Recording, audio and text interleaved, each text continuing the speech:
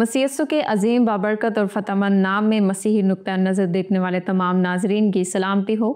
अजीज़ों, हम आपके नहायत मशकूर हैं कि आप बड़ी दिलचस्पी के साथ तमाम तर एपिसोड्स को देख रहे हैं और हमें एनकरेज भी कर रहे हैं कि हम ऐसे ख़ास मौजू आपकी खिदमत में पेश करने वाले हों जिनसे आप और हम सब मिलकर बहुत कुछ सीखने वाले हों, और ना सिर्फ सीखने वाले हों बल्कि उन पर इम्प्लीमेंट भी करने वाले हों।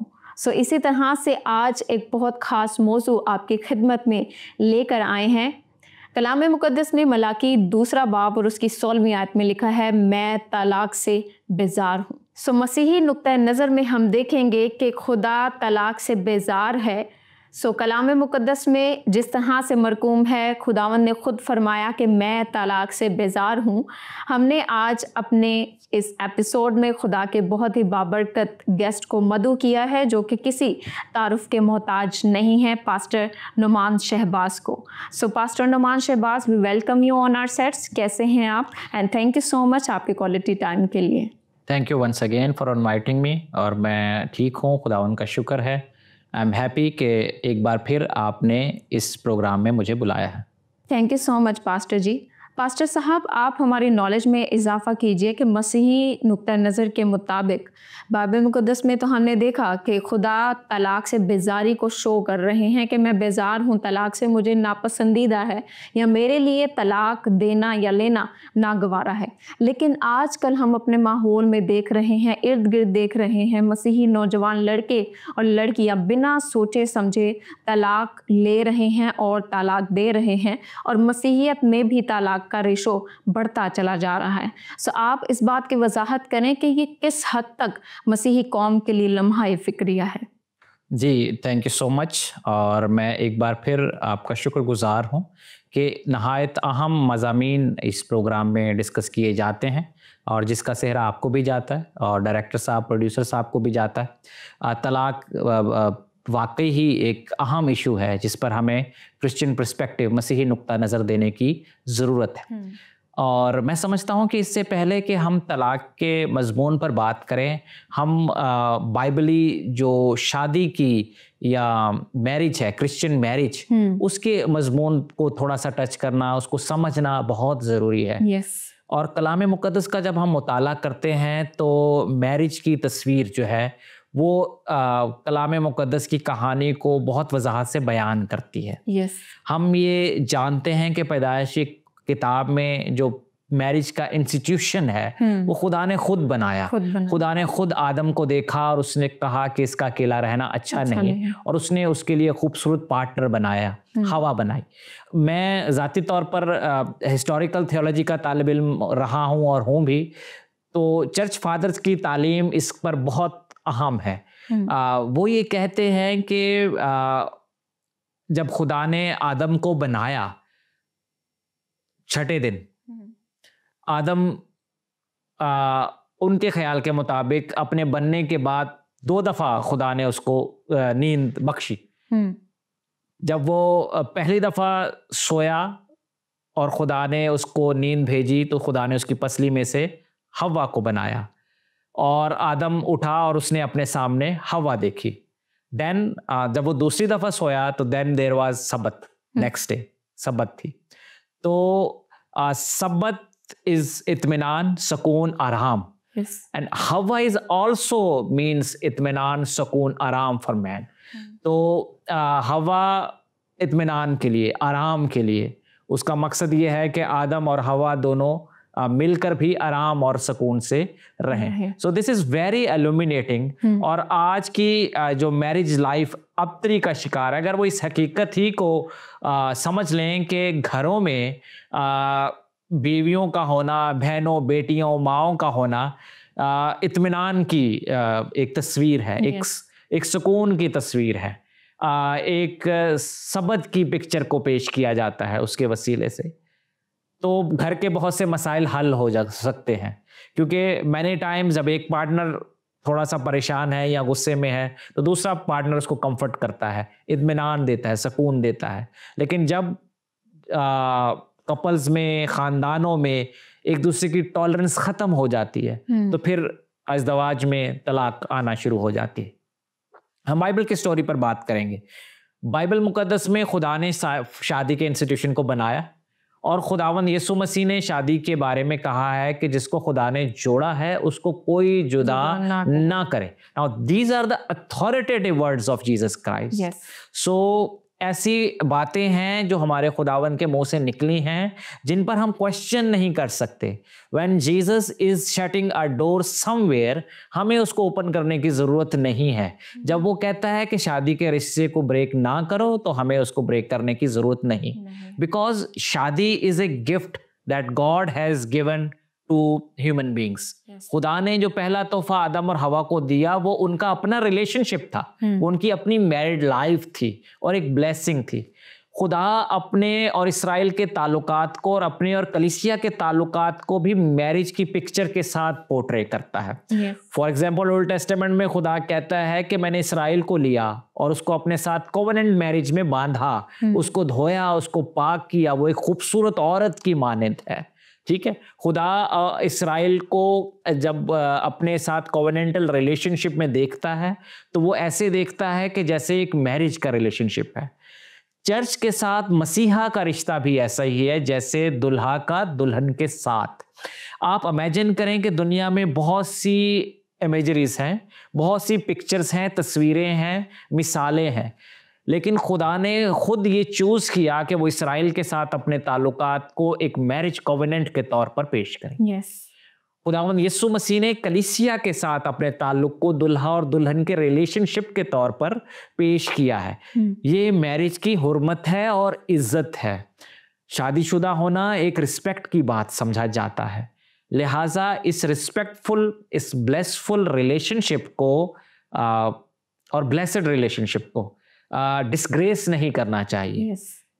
समझना चाहिए कि खुदा ने एक बहुत खूबसूरत तोहफा बख्शा है जो शादी है, एंड देन अगर आप उसको उस तरह से नहीं लेते तो ये बहुत बड़ा अलमिया है। हम बाइबल की रोशनी में ये कहते हैं कि बेशक तलाक का रेशो बहुत बढ़ता जा रहा है। वो इसलिए है कि खुदा का ये गिला वाजिब है आज भी कि मेरे लोग अदम मार्फत की वजह से हलाक होते हैं। That is because lack of proper knowledge of the word of God. और आज पादरी साहबान को, लीडरान को, बाइबल स्टडी करने वालों को, इवन संडे स्कूल पढ़ाने वालों को भी एक मुकम्मल कॉम्प्रिहेंसिव ग्रहस्प होनी चाहिए on the word of God कि वो लोगों को कलाम की रोशनी में तालीम दे सके। एक और बात जो बहुत अहम है लेकिन उस पर अमल नहीं होता, वो ये है कि यंग कपल्स को बाइबल की तालीम मैरिज के हवाले से देनी चाहिए। हमारे माशरे में ऐसी कोई क्लासेस नहीं है उन लोगों के लिए जो 2 महीने बाद या साल बाद या 6 महीने बाद शादी करने वाले हैं। हम उनको बिठाएं, उनको बाइबल स्टडीज कराएं, उनको बताएं कि ये कैसा कोवेनेंटल खूबसूरत रिलेशनशिप है जिसमें आप दूसरे की केयर करते हैं, एक दूसरे को हेल्प करते हैं। मसीहत में अक्सर हम मैरिज को हमने अभी लफ्ज भी इस्तेमाल किया, कोवेनेंट भी कहते हैं। और इस हवाले से मुझे अक्सर एक बहुत खूबसूरत मिसाल याद आती है। अगर आपकी इजाज़त हो तो एक स्टोरी है बड़ी सच्ची, वो मैं आपके साथ शेयर करना चाहता हूँ अगर हमारे पास टाइम भी है, क्योंकि हमने और सवालों को भी कैटर करना है। बीबी वॉरफील्ड, बेंजामिन वॉरफील्ड अमेरिका में एक सेमिनरी है, बहुत पुरानी प्रेस्बिटेरियन सेमिनरी है, उसके प्रेसिडेंट हुआ करते थे इस आज से 100 साल पहले। बहुत पावरफुल स्कॉलर थे और बड़ा एक वेटेज था, एक बड़ा नाम था उनका। जब उनकी शादी हुई तो उस जमाने में सेमिनरी प्रोफेसर और पादरियों के पास इतने पैसे नहीं होते थे यंग मैन के वो कहीं हनीमून पे जा सके। उन्होंने आला तालीम के लिए जर्मनी का रुख किया और अपनी वाइफ को भी अपने साथ ले लिया। और उस जमाने में यही तरीका होता था कि पादरी या सेमिनरी प्रोफेसर ट्रैवल कर सकें स्कॉलरशिप्स पे। जर्मनी जब वो अपनी आला तालीम के लिए स्टे कर रहे थे तो किसी जगह उन दोनों मियाँ बीवी ने as a young couple visit किया और वो ओपन फील्ड थी और एकदम एक आसमान पर काली घटाएं छा गईं, तेज बारिश शुरू हुई और आसपास कहीं आसमानी बिजली गिरी। उस बिजली गिरने की वजह से बीबी वॉरफील्ड की वाइफ पैरालाइज हो गई, अ यंग वाइफ जिसको अभी शादी हुए 1 साल भी नहीं हुआ था, और वो उसको वापस अमेरिका लेकर चले गए। अब आप जानते हैं कि कितने साल तक उस पैरालाइज्ड खातून की वॉरफील्ड ने खिदमत की? 5 years? No, 10 years no, 15 no, 45 years वो हर रोज उसकी खबरगिरी करते, उसका खाने का बंदोबस्त, उसके बाथिंग का बंदोबस्त, उसके हर चीज का बंदोबस्त करते। वो उस हादसे के बाद 45 years तक जी वो औरत, खुदा ने उसको जिंदगी दी, लेकिन वो पैरालाइज ही रही, वो बेड पर ही पड़ी रहती थी। और लेकिन वॉरफील्ड साहब उसकी खूब खिदमत करते थे, अगरचे कि उनके पास टाइम बहुत कम रहता था। वो बहुत बड़े स्कॉलर थे, सेमिनरी के प्रेसिडेंट थे, बहुत से इश्यूज को वो डील करते। पीरी के दौर में जब वो उनकी वाइफ भी बुढ़ापे में थी, वो भी, तो एक साहब कुछ स्टूडेंट्स उनके घर मिलने आए, तो किसी ने उनसे सवाल किया कि मिस्टर वॉरफील्ड सर, आप हमें बताएं कि किस तरह आप अपने अंदर ये मोटिवेशन लाते हैं कि इस औरत की आप खिदमत करते हैं, हर रोज इसकी खबरगिरी करते हैं, जो आपको रिस्पॉन्ड भी नहीं कर सकती, पैरालाइज है, क्या वजह है? वो कहते हैं कि इसलिए नहीं कि ये मैं इससे प्यार करता हूँ, no, that is not the point कि मैं इसकी खिदमत करता हूँ, इसको अपने साथ रखता हूँ, सब चीजें। इसलिए कि जो हमारी शादी है ना, दैट इज ए कॉवेनेंट, और कॉवेनेंट कैन नॉट बी ब्रेकन, ठीक है, ब्रोकन है, उसको तोड़ा नहीं जा सकता। ये उसकी बरकत है कि चूंकि हम एक कॉवेनेंटल रिलेशनशिप में है, तो अगर एक फ्री कमजोर भी है तो दूसरे को उसको हेल्प आउट करना है। हमारे यहाँ माशरे में टॉलरेंस खत्म हो गई है कि अगर एक शख्स कमजोर है और अगर वो किसी मुश्किल में फंस गया है, किसी टेम्पटेशन में भी चला गया, किसी गुनाह में भी गिर गया है, तो ये दूसरे पार्टनर का काम है कि उसको उस गुनाह की दलदल में से निकाले, ना कि उस गुनाह को वजह बनाकर उसको छोड़ दे। जैसे कि बहुत से लोग बिब्लिकल टेक्स्ट को इंटरप्रेट करते हैं कि जी अगर ये वजह निकल आए तो हमने अपनी बीवियों को छोड़ना है। What was the issue with rabbinic traditions? रबियों के ट्रेडिशंस ओल्ड टेस्टामेंट में था क्या? क्योंकि तलाक का आपको इंडोर्स किया हुआ वैलिड लॉ नहीं मिला था। दैट वाज ए कंसेशन जिसको डिट्रोनमी में पास किया, क्योंकि दिलों की सख्त दिली की वजह से खुदा ने उनको कहा कि बेशक अगर आप फिर अगर छोड़ना चाहते हैं तो फिर इस तरह छोड़ें।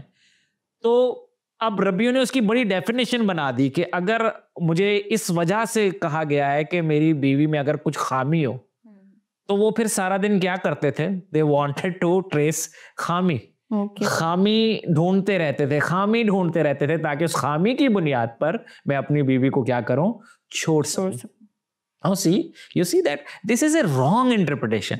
ये गलत इस्तेमाल है ऑफ द बिब्लिकल टेक्स्ट और खुदा के हुक्मों का। उसका सही इंटरप्रिटेशन ये है कि अगर खुदा ना खास्ता कोई कपल में से एक फरीक किसी टेम्पटेशन का, किसी गुनाह का वजह से गिर भी जाता है, ये दूसरे की जिम्मेदारी है बिकॉज ऑफ द कॉवेनेंट।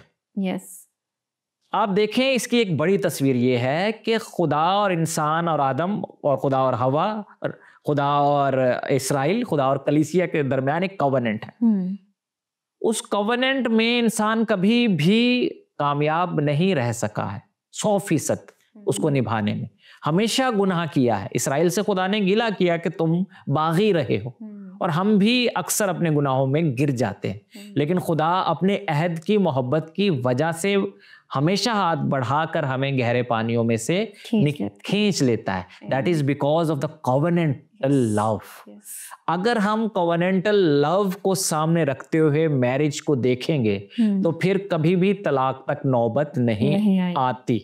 लेकिन अगर हम सेल्फिशनेस से और ओल्ड रेबेनिक ट्रेडिशन से कि हमने खामियां कहाँ कहाँ देखनी है और किसी पार्टनर को छोड़ना है, तो वो इस बात का हरगिज इलाज नहीं है।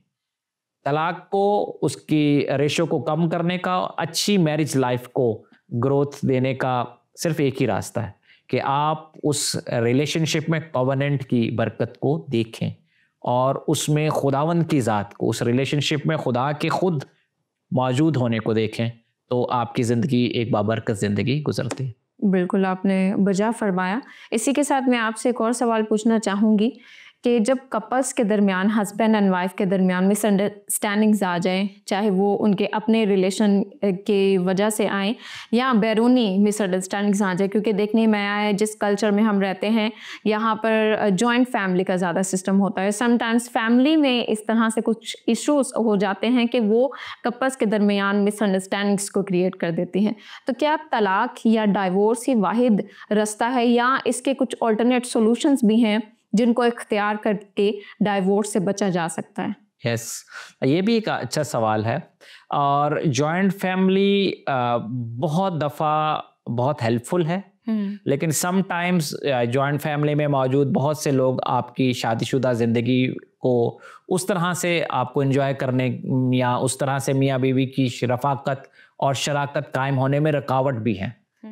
लेकिन हैविंग सेड दैट, आप देखें कि वेस्ट में तलाक का रेशो बहुत ज़्यादा है। Marriage is a failure in the West, लेकिन वेस्ट में जॉइंट फैमिली सिस्टम नहीं है। तो हम जॉइंट फैमिली सिस्टम को ये नहीं कह सकते कि वो तलाक की वजह है। मैं समझता हूँ कि ईस्ट का और यहाँ के कल्चर का, यहाँ के रख रखाव का, शरीके का, फैमिली सिस्टम की ये खूबसूरती है। We live in the community. हम खानदानों में मिलजुल कर रहना पसंद करते हैं और इस तरह से एक दूसरे की हेल्प भी होती है और दूसरे की ग्रोथ में पार्टिसिपेशन भी होती है। मैरिज लाइफ का जो यहाँ पर फॉल करना है उसकी वजह जॉइंट फैमिली नहीं है। उसकी वजह मेरा ख्याल है कि मियाँ बीवी में खुद एक दूसरे को समझना नहीं, एक दूसरे को टॉलरेट नहीं करना, एक दूसरे की रिस्पेक्ट नहीं करना। जब आपके ज़िंदगी में रिस्पेक्ट का पहलू चला जाता है और फ्रेंडशिप का पहलू चला जाता है, तो फिर आप एक दूसरे से फाइट करना शुरू कर देते हैं, आर्ग्यूमेंट करना शुरू करते हैं, लड़ाई झगड़ा करना शुरू कर देते हैं। अगर आप अपनी मैरिज लाइफ को बचाना चाहते हैं, और ये हमारे सुनने वाले देखने वालों से भी दरख्वास्त है, तो मियाँ बीवी में ज़रूरी है कि वो फ्रेंडशिप का माहौल कायम रखें। मियाँ बीवी होना अच्छी बात है, लेकिन एक दूसरे का फ्रेंड होना जो है वो बहुत अहम है। मैं यहाँ पर शेयर करना चाहता हूँ, एक ग्रीक फिलोसोफर की एक मिसाल है। वो ये कहते हैं कि what is friendship? Friendship is that कि इफ़ यू आर दो दोस्त खड़े हुए किसी एक तस्वीर को देख रहे हैं, दोनों एक ही ज़ाविये में देख रहे हैं, और एक तस्वीर को देखते हुए कहते हैं कि वाओ, दोनों का एक ही चीज़ में अगर इंटरेस्ट पैदा हो जाए तो वो एक दूसरे के दोस्त बन जाते हैं। आज की मॉडर्न मिसाल में मैं आपको देख लूँ कि दो दोस्त एक KFC के बर्गर खाने बैठे हैं और दोनों ही उसको एंजॉय कर रहे हैं and both are loving it, they are friends. आप तब तक फ्रेंड नहीं बनते जब तक आपका एक इंटरेस्ट नहीं होता। मियाँ बीवी एक दूसरे के फ्रेंड तब तक नहीं बनते हैं जब तक उनका इंटरेस्ट एक नहीं होगा। और ये अलमिया है कि बीवी का इंटरेस्ट कुछ और है और मियाँ का इंटरेस्ट कुछ और है। Now let me rephrase it in biblical way, जो मैंने एक ग्रीक फिलॉसफी की मिसाल दी है। जब मियाँ और बीवी का इंटरेस्ट ये कलाम खुदा बन जाता है, जब मियाँ बीवी का इंटरेस्ट खुदावन यीशु मसीह की ज़ाते अक़दस बन जाती, जब मियाँ बीवी का इंटरेस्ट खुदा के लोगों की जमात बन जाती है, जब मियाँ बीवी का इंटरेस्ट खुदा की हजूरी में दुआ में झुके रहना बन जाता है और खुदा की हजूरी में फेलोशिप करना शुरू हो जाता है, तो फिर फ्रेंडशिप डेवलप होना शुरू हो जाती है। अदरवाइज अगर कलाम पढ़ने में सिर्फ हस्बैंड का इंटरेस्ट है, बीवी का नहीं, और अगर बीवी का इंटरेस्ट है हस्बैंड का नहीं, तो फिर शादीशुदा जिंदगी हमेशा खतरे का शिकार रहती है। नाउ मैं इसको थोड़ा सा अगर और डीप लेके जाऊं कि खुदा की हमसे दोस्ती या फ्रेंडशिप कैसे हुई है, इस वजह से हुई है कि खुदा का और हमारा इंटरेस्ट एक है। खुदा का और कलीसिया का इंटरेस्ट एक है, that is why we are friends with God. अगर मेरा और खुदा का इंटरेस्ट एक नहीं है तो फिर मैं और खुदा फ्रेंड्स नहीं हो सकते, क्योंकि खुदा पाक है और इंसान नापाक है। How we are friends, why, how we have the same interest, खुदा यीशु मसीह की जात की वजह से। लिखा है इब्तिदा में कलाम था, कलाम खुदा के साथ था और कलाम खुदा है। नाउ खुदा और बेटे में एक खूबसूरत फेलोशिप है, वो साथ साथ है, और खुदा जिस चेहरे को इंटरेस्ट से देखता है वो बेटे का चेहरा। क्योंकि वो उसका प्यारा बेटा है। और हम जिस चेहरे को इंटरेस्ट से देखते हैं वो भी यीशु का चेहरा है, क्योंकि उसमें हमारी मखलसी और निजात है। Now this is a ideal relationship जहां यीशु सेंटर में है। खुदा भी उस पर तवक्को करके देखता है कि ये मेरा प्यारा बेटा है, ये नाफरमान नहीं होगा, ये मेरे मिशन को कंप्लीट करेगा। और कलीसिया भी उसी बेटे की तरफ देखती है कि कहती है कि इसके वसीले से हमारी निजात है, अगर ये नहीं तो निजात नहीं। दैट्स हाउ वी आर रिकंसिल्ड, हमारी फ्रेंडशिप खुदा में।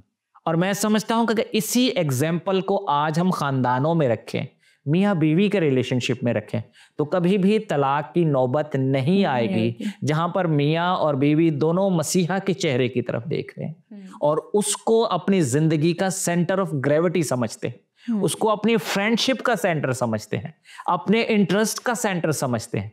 और इससे बियॉन्ड, मियाँ बीवी के रिश्ते से बियॉन्ड, खानदानों में, कम्युनिटी में, कलीसिया में कभी भी डिसयूनिटी नहीं आ सकती जब तक Christ, the crucified, is center of gravity of our lives. बिल्कुल आपने दुरुस्त फरमाया कि जब मसीह हमारी ज़िंदगी का सेंटर होगा, बिलखसूस मियाँ और बीवी जैसे खूबसूरत रिश्ते का, तो वो रिश्ता कभी भी डगमगाएगा नहीं, वो लाइफ कभी भी डिसबैलेंस नहीं होगी। इसी के साथ एक और बहुत प्रैक्टिकल क्वेश्चन मैं आपसे पूछना चाहूँगी कि एक लड़के और एक लड़की की ज़िंदगी, यानी कि एक हस्बैंड और एक वाइफ की ज़िंदगी किस हद तक मुतासिर होती है जब उनके माबैन तलाक जैसी नौबत पहुंच जाती है। और अगर वो रिश्ता अज़दवाज या वो मियाँ और बीवी औलाद हों, जिनकी औलाद हो, बच्चे हों, तो बच्चों की लाइफ किस हद तक मुतासिर होते हैं? बहुत ज़्यादा, हर तरह से, माशरती तौर पर, साइकोलॉजिकली, जहनी दबाव के तौर पर ये चीज़ें टैग्स आपके साथ रहते हैं कि अगर कोई खातून, उसको डाइवोर्स हो चुकी है, तलाक़ याफ्ता, या कोई मर्द इस तरह से है, तो कम्युनिटी में उनका रहना, सस्टेन करना बहुत मुश्किल होता है। मैरिज में डाइवोर्स, तलाक is a very bad news. अगर दुनिया में इंसानों के साथ कोई सबसे बुरी चीज़ हो सकती है तो वो मियाँ बीवी के दरमियान तलाक है। उसकी वजह यह है कि this is the best gift that God has given to human beings.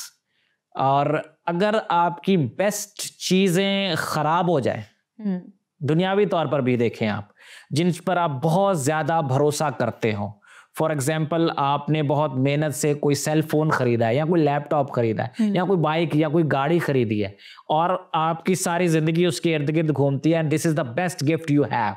और अगर खुदा ना खास्ता वो खराब हो जाए, चोरी हो जाए, आपसे कोई छीन के ले, आपकी जिंदगी डैमेज हो जाती है, क्योंकि आपका बेस्ट गिफ्ट आपके हाथ से निकल जाता है। Let me put it this way, marriage is the best gift that God has given to us. ठीक है, इसलिए उसने अपनी और इसराइल के ताल्लुकात के लिए मैरिज की एनालॉजी इस्तेमाल की है, और कलीसिया के साथ खुदावंद यीशु मसीह ने अपने ताल्लुकात के लिए भी मैरिज की एनालॉजी इस्तेमाल की है। और जब कलीसिया खुदावंद से दूर जाती है, it is a bad news. जब इसराइल खुदावंद से दूर जाता है, खुदा कहता है कि ये तुम मुझसे बरगश्ता हो गए, that is a very bad news. और जब मियाँ बीवी एक दूसरे से जुदा हो जाते हैं, that is also a bad news. In fact, when your best things are gone wrong, तो they become ugly. फिर वो अगली नजर आती हैं इंसानों को कि आपकी बेस्ट चीजें गलत होना शुरू हो जाए, खराब होना शुरू, द रिलेशनशिप लुक अगली। हमें हर कीमत पर मैरिज के इंस्टीट्यूशन को बहाल रखना, कायम रखना है। बेशक जिनकी तलाक हो चुकी या सेपरेट हो चुके, उनके जहनों पर इस चीज़ का प्रेशर है और बहुत ज़्यादा असर है। बच्चों की ज़िंदगियों पर इस चीज़ का बहुत असर है। कोशिश ये की जानी चाहिए, क्रिश्चियन फैमिलीज़ में ऐसा होता है कि सेपरेशन हो जाती है, डाइवोर्स नहीं होती, और सेपरेशन के दौरान कलीसिया के लोग, बुजुर्ग, खादिम टाइम निकालें और मियाँ बीवी को बिठाएं और उनको दोबारा मिलाने की कोशिश करें। ऐसा ओवर द ईयर्स हमने देखा भी है कि बहुत से लोग जो एक दूसरे से सेपरेट हुए, वो दोबारा एक दूसरे से मिले और उन्होंने बहुत अच्छी जिंदगी साथ में गुजारी है। जिंदगी में बहुत से मसाइल आते हैं और मियाँ बीवी के दरमियान भी ऊंच नीच का होना, मसाइल का आना नई बात नहीं, लेकिन हर एक चीज जो है खुदा के कलाम के ताबे रहते हुए की जानी चाहिए। जब हम अपने फैसले खुदावंद यीशु मसीह को सामने रखकर, खुदा के कलाम को सामने रखकर करते हैं, तो फिर हमारी डाइवोर्स तक, तलाक तक नौबत नहीं आती। मसलों का हल मौजूद है, अप्लाई करने की ज़रूरत है, अपने आप को सबमिट करने की ज़रूरत है, अपने आप को छोटा बनाने की ज़रूरत है। बहुत दफ़ा मियाँ बीवी में एक जंग रहती है कि मुझ में, हम में बड़ा कौन है। ये नेचुरल है, शागिर्दों के दरमियान भी थी, और उन्होंने खुदा उनसे कहा कि हम में से बड़ा कौन है। तुम में से बड़ा ये है जो छोटा बने, जो पाउंद होए, जो खादिम बने, जो खिदमत करने के लिए तैयार हो। और एक मशहूर सेइंग है कि जब मेरे हाथ मसरूफ होते हैं किसी का पाउंद होने के लिए, तो फिर मेरे पास टाइम नहीं होता कि मैं किसी के पाए ऊपर फिंगर पॉइंट करूं, because I am busy there washing feet.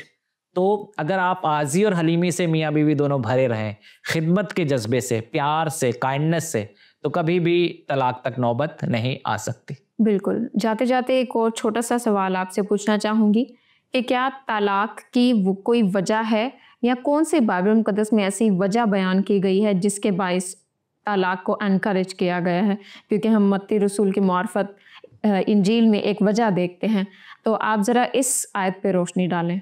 हाँ, जल्दी से मैं इसका बात करना चाहूँगा। खुदावंद यीशु मसीह ने उसको खोला और ओल्ड टेस्टामेंट के टेक्स्ट को रेफरेंस बनाया। होता ये था कि बनी इस्राइल पुराने वक्त में दिल के सख्त होने की वजह से they wanted to have more marriages, more than one, और वो अपनी बीवी को किसी न किसी वजह से छोड़ना चाहते थे। एक आइन दिया कि अगर उसमें इखलाकी और यूं कह लें कि कुछ स्वेयर करैक्टर का इशू आ गया है, देन यू कैन, आप उसको तलाक दे सकते हैं, अदरवाइज आप उसको कैरी ऑन रखें रिश्ते को। लेकिन खुदावंद यीशु मसीह ने एक होल न्यू इंटरप्रिटेशन हमें दी है। वो कहता है कि जिसको खुदा ने जोड़ा है उसको कोई जुदा ना करे। You can never ever destroy that relationship जिसको खुदा ने जोड़ा है। और खुदा का और हमारा ताल्लुक भी उस वक्त जुड़ा जब हम गुनाह में ही थे, और खुदा ने हमें गुनाह में से निकाला है। अगर मियाँ बीवी में भी कोई शख्स, जो तलाक की वजह बताई गई है कि अगर किसी के करैक्टर में कोई कमी हो तो आप तलाक दे सकते हैं, मैं समझता हूँ बाइबल की भरपूर तालीम की रोशनी में वो भी नहीं देनी चाहिए। अगर कोई शख्स गिर गया है, शौहर या बीवी, तो दूसरे का फर्ज है और कलीसिया का फर्ज है कि उसको उस गुनाह की दलदल में से निकाले और रिलेशनशिप को उस्तवार करे, ना सिर्फ आपस के बल्कि खुदा के साथ भी। छोड़ देना चीजों का हल नहीं है। कलीसिया का हिस्सा होते हुए बहुत दफा हम कोई गलती खता करते तो क्या कलीसिया हमें डिसोन कर देती? कि यीशु हमें डिसोन कर देता है? हरगिज नहीं। हमारे गुनाहों में होने के बावजूद जब हम ताइब होते हैं, सरेंडर होते हैं, खुदा हमें गहरे पानियों से गुनाह की दलदल में से निकालता है। तो मसीही इज़्दवाज का रिश्ता बिल्ड ही खुदा की तालीम की रोशनी में होता है, और उस रोशनी में खुदावंद ने कहा हरगिज जुदा ना किया जाए। तो हम अपने देखने वालों को, सुनने वालों को ये इनकरेज करते हैं कि इर्द गिर्द मौजूद लोगों की काउंसलिंग करें, उनकी हेल्प करें, उनको इस कॉन्सेप्ट में से निकालें कि छोड़ना या तलाक देना मसले का हल है, बल्कि इस चीज़ को चैलेंज बनाएं कि हमने मिलकर कैसे रहना, मिलजुल कर किस तरह खुदा के नाम को जलाल देना। ये तभी है जब कॉवेनेंट को सामने रखा जाएगा और खुदावंद यीशु मसीह की ज़ात को सबसे ज़्यादा अहमियत दी जाएगी। Thank you so much pastor साहब, एक मरतबा फिर आपकी आमद का कि आप हमेशा अपने कीमती वक्त में से हमारे लिए और नाजरीन के लिए वक्त निकालते हैं। खुदावंद आपको बहुत बरकत दे। Thank you so much. सो नाजरीन, हमने आज सीखा तलाक के हवाले से, और मसीही नुक्ता नज़र तलाक को टोटली तौर पर डिस्करेज करता है। सो जितने भी हमारे नाजरीन हमें देख रहे हैं जो शादीशुदा हैं या जो शादी जैसे बंधन में बंधने वाले हैं, कुव्वत बर्दाश्त का पहलू अपने साथ जोड़े रखिएगा। आपसे मुलाकात करेंगे एक नए एपिसोड में नए मौजू के साथ। God bless you all.